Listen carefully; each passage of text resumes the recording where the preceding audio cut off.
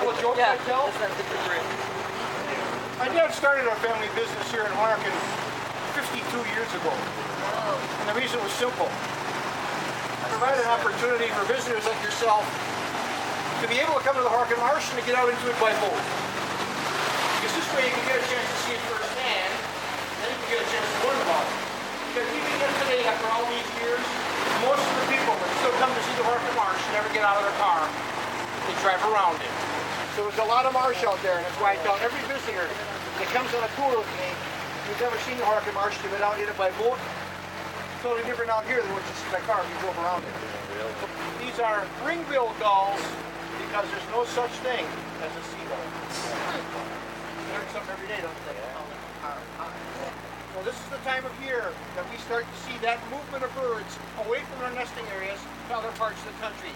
And gulls and shorebirds are the birds we're starting to see now that have been coming out of the northern nesting areas.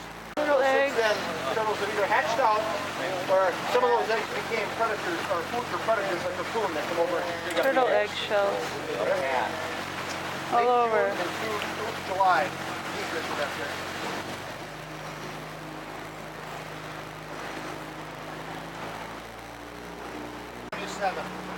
This is not a natural wetland. It's man-made. And over the years, by controlling the water on the river with 2 dams, helped create the Horicon Marsh and still managed for waterfowl again today. They trap muskrats to maintain muskrat populations so they don't overrun the marsh. Muskrats can raise 6 to 7 families a summer.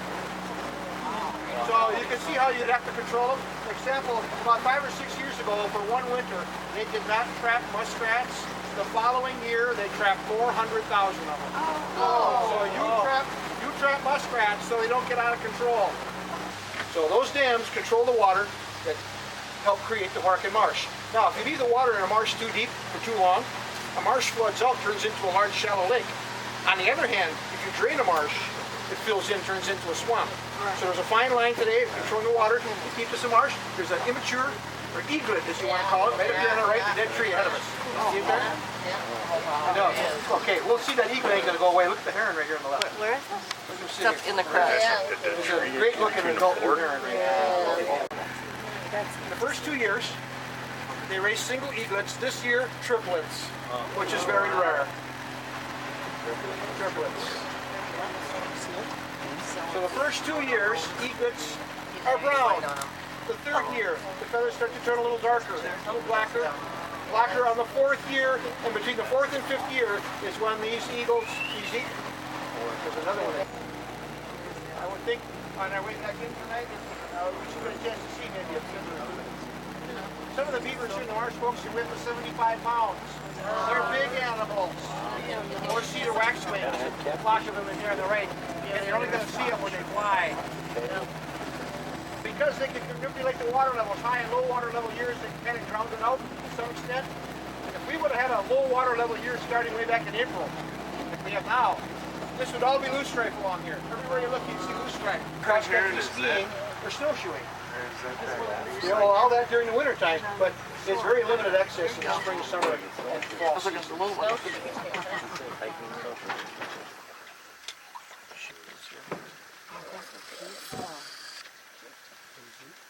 Yeah, the one-winged wonder there.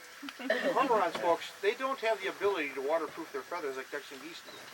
And if they stay in the water too long, their feathers get waterlogged, then they can't fly. So when they're not swimming and fishing, they'll hang out in the dead trees like this bird, stretching his wings out, drying their feathers.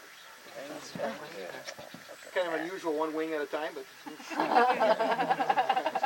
usually they have both wings out there. Got good balance. One-wing wonder. I remember that in Costa Rica. This place. Simply because so many wetlands like this throughout the world have been destroyed for whatever reason. You know, back then these were thought to be wastelands. They weren't good for anything, so they drained them or filled them in.